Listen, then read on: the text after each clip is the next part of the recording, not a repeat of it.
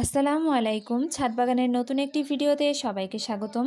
আমি আজকে আপনাদেরকে দেখাবো কিভাবে দেশি ধনিয়া পাতার A to Z পরিচর্যা করবেন এবং কিভাবে অল্প সময়ে ধনিয়া পাতা আপনারা সংগ্রহ করতে পারবেন।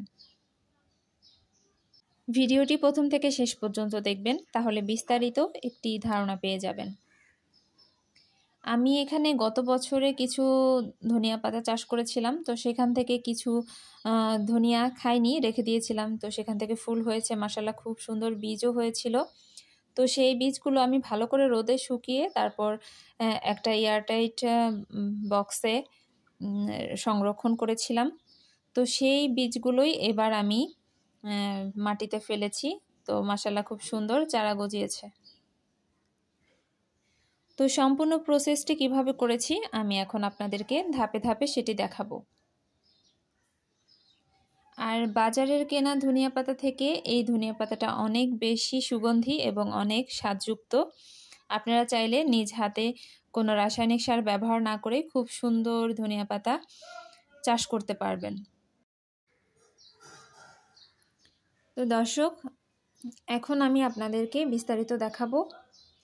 এই যে এই কৌটাতে আমি গত বছরের ধনিয়া বীজ সংরক্ষণ করেছিলাম। তো এই বীজগুলো এখন আমি একটু ফাটিয়ে নিব, যেহেতু এগুলো গোটা গোটা আস্ত ধনিয়া। তো ধনিয়াটা মাঝখান থেকে একটু ভেঙে নিতে হবে। ভেঙে নিলে হবে কি, এটা জার্মিনেশনটা খুব দ্রুত হবে ইনশাল্লাহ। আর আমি এখন এই ভেঙে নেওয়া মাঝখান থেকে মানে ফাটিয়ে নেওয়া এই ধনিয়াগুলো পানির মধ্যে ভিজিয়ে দিলাম। পুরো এক রাত ভিজিয়ে রেখেছিলাম।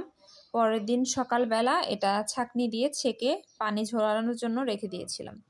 তো আজকে বিকালবেলা আমি এই বীজগুলো ছিটিয়ে দিব মাটিতে। আর এই মাটির সাথে আমি কিছুটা গোবর সার মিশিয়ে নিলাম। 1 বছরের পুরনো গোবর সারটা আপনারা ব্যবহার করবেন, কখনোই নতুন গোবর সারটা ব্যবহার করবেন না। আপনারা চাইলে জৈব সার হিসেবে পাতা পচা সারটাও ব্যবহার করতে পারেন, অথবা ভার্মি কম্পোস্টও ব্যবহার করতে পারেন। হাতের কাছে যেটা থাকবে জৈব সার সেটাই আপনারা ব্যবহার করবেন। আমি এখন এই বীজগুলো আস্তে আস্তে ছিটিয়ে দিলাম। আর তারপর উপর দিয়ে কিছুটা মাটি দিয়ে দিয়েছি। এখন আমি খুব সুন্দর করে পানি দিয়ে এটা পুরোটা ভিজিয়ে দিব।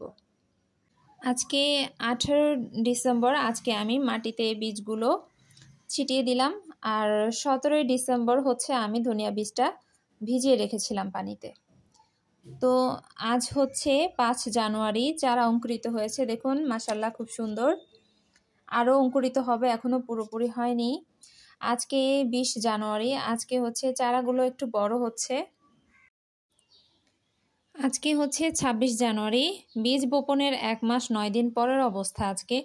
আজকে আমি প্রথম ধনিয়া পাতা হারভেস্ট করব। তো আপনারা চাইলে অর্গানিক উপায়ে ধনিয়া পাতা চাষ করতে পারেন খুব সহজেই। আবারও কোনো নতুন ভিডিও নিয়ে ইনশাল্লাহ হাজির হব। আসসালামু আলাইকুম।